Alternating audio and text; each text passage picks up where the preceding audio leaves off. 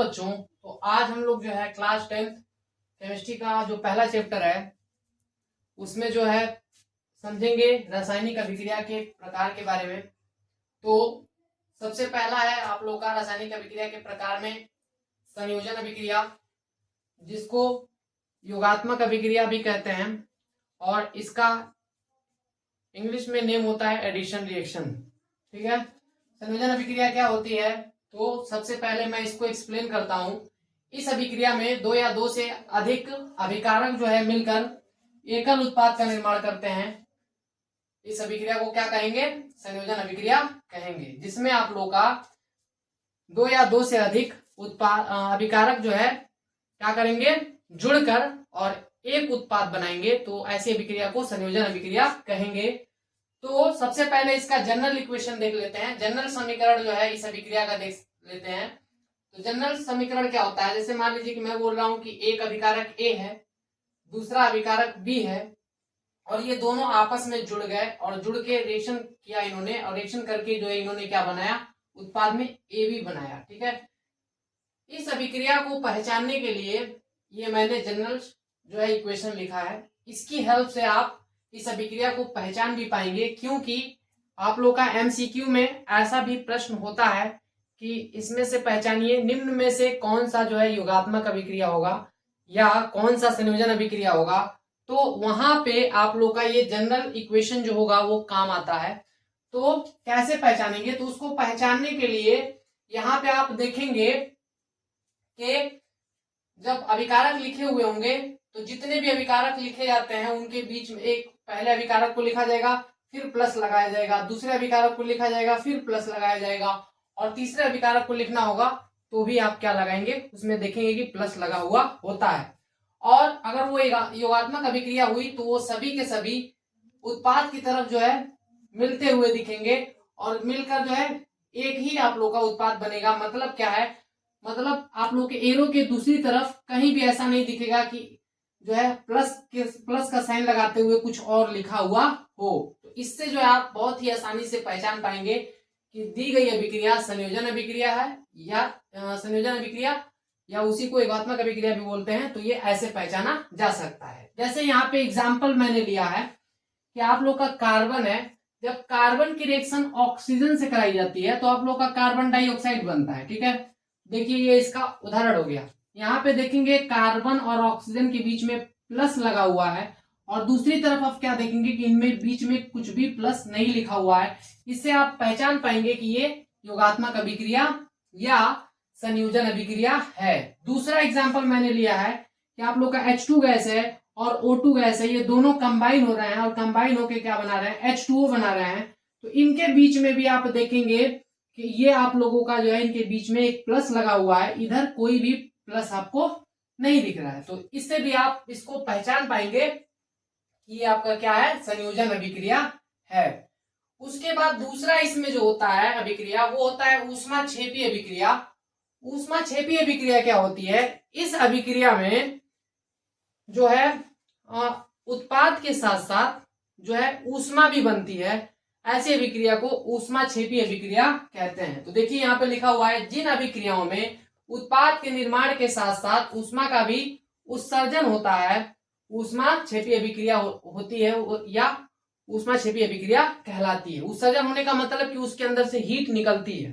ठीक है, जैसे कि इसका अगर मैं एग्जांपल देना चाहूं तो जैसे आपका चूना होता है, जब चूने को आप पानी में डालते हैं तो आप देखते हैं कि जिस कंटेनर में आप रखते हैं तो वो कंटेनर गर्म हो जाता है। ठीक है, और वो जो है उबलता दिखता है। ठीक है, तो वहां पे आप लोग की हीट जनरेट हो रही होती है।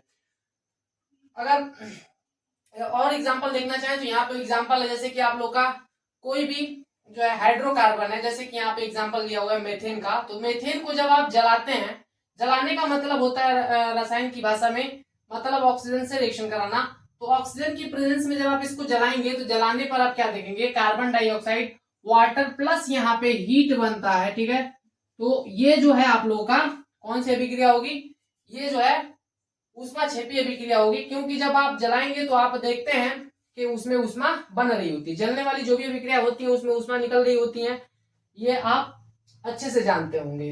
दूसरा इसमें एग्जांपल है, जैसे कि आपका कोयला है, कोयला को ही जला दीजिए तो कोयले को जलाने पर आपका क्या बनता है, कार्बन डाइऑक्साइड प्लस ऊष्मा बनती है। ठीक है, तो ये भी उसका उदाहरण हो सकता है। अभी मैंने संयोजन अभिक्रिया में बताया था कि जो है कि जो है दो अभिकारक मिलके एकल उत्पाद बनाते हैं। तो देखिए ये वाला एग्जांपल ही यहाँ पे है, लेकिन यहाँ पे प्लस करके मैंने ऊष्मा लिखा है, तो इसे ये कंफ्यूज देखकर नहीं होंगे कि मैंने बताया था कि प्लस का साइन होगा, और अगर यहाँ पे कोई केमिकल फॉर्मूला नहीं लिखा होगा तो आप जो है तो भी जो है इसको क्या बोलेंगे, योगात्मक अभिक्रिया बोल सकते हैं। तो ये भी आप लोग का एक योगात्मक अभिक्रिया का ही उदाहरण है। इसमें इसके आने से कोई डिस्टरबेंस नहीं होना चाहिए, यहाँ पे रासायनिक सूत्र लिखा होता तब ये जो है योगात्मक अभिक्रिया की कैटेगरी में नहीं आता। अब आते हैं तीसरा जो आप लोग का अभिक्रिया है, इसका नाम है वियोजन अभिक्रिया। इस अभिक्रिया में क्या होता है, एकल अभिकारक टूटकर दो या दो से अधिक उत्पाद का निर्माण करता है। मतलब इस वाले रिएक्शन का बिल्कुल उल्टा ये रिएक्शन होता है। इसमें क्या होता है ना कि आपका जो है अभिकारक एक रहेगा और अभिकारक क्या होगा, वही टूटकर एक या एक से अधिक जो है, दो या दो से अधिक जो है उत्पाद को बनाता है। ठीक है, तो उसका भी मैंने जनरल इक्वेशन यहाँ पे दिया है, जिसकी हेल्प से आप बहुत ही आसानी से पहचान पाएंगे। तो यहाँ पे देखिए, मान लीजिए कि आप लोग का ये अभिकारक है ए बी, तो यहाँ पे आप लोग को दिखेगा कि यहाँ पे इनके बीच में कोई भी प्लस नहीं लिखा हुआ है, लेकिन दूसरी तरफ एरो के दूसरी तरफ आपका प्लस लगा हुआ है। इसका मतलब क्या है कि ये अलग अलग हैं। ठीक है, तो पहले ये एक साथ थे, बाद में जो ये दो टुकड़ों में टूट गए। तो ये भी आप लोग का वियोजन का जनरल इक्वेशन होगा।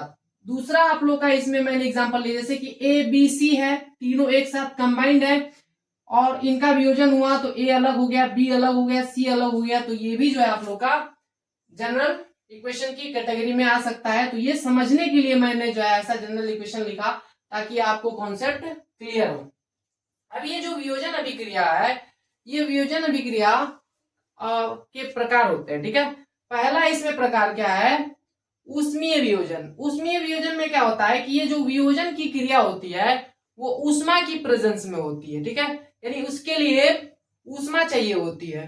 तो कुछ ऐसे अभिकारक होते हैं जिनको आप ऊष्मा देंगे तो वो जो है क्या करते हैं, वो जो है अलग अलग जो है उत्पाद में टूट जाते हैं। जैसे कि यहाँ पे कैल्शियम कार्बोनेट है जो कि चौक होता है, जब आप इसको ऊष्मा देते हैं, हीट देते हैं, तो हीट देने पर क्या होता है, ये कैल्शियम ऑक्साइड और कार्बन डाइऑक्साइड में क्या हो जाता है, टूट जाता है। ठीक है, तो ये ऊष्मीय वियोजन अभिक्रिया का उदाहरण है। ठीक है, अगर आपसे बोला जाए कि ऊष्मीय वियोजन अभिक्रिया का उदाहरण, तो आप लोग जो है ये लिख सकते हैं। दूसरे नंबर पे है वैद्युत वियोजन अभिक्रिया।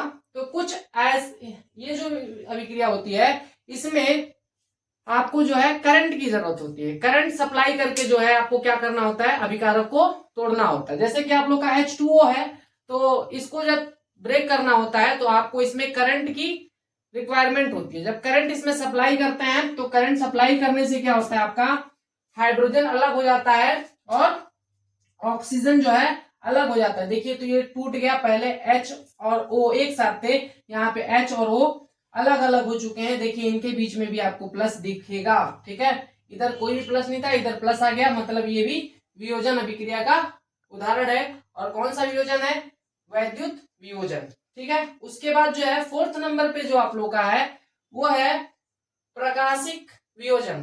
ठीक है, प्रकाशिक वियोजन अभिक्रिया क्या होती है, इसमें जो है आप लोग का जो अभिकारक होता है उसको जब तोड़ना होता है, दो पार्ट में जो है उसको बांटना होता है, तो उसके लिए प्रकाश की आवश्यकता होती है। जब प्रकाश उसको देते हैं तो प्रकाश को अवशोषित करके क्या करता है, वो दो उत्पाद में टूट जाता है। जैसे कि आप लोग का यहाँ पे सिल्वर क्लोराइड है, तो जब सिल्वर क्लोराइड को आप सूर्य के प्रकाश में रखते हैं तो आपका क्या होता है, ये जो है सिल्वर और आप लोग का क्लोरीन गैस में टूट जाता है। तो ये होता है आप लोग का रासायनिक अभिक्रिया के प्रकार में। जो कुछ भी था मैंने बताया, और मुझे उम्मीद है कि आपको वीडियो अच्छा लगा होगा। Thank you guys.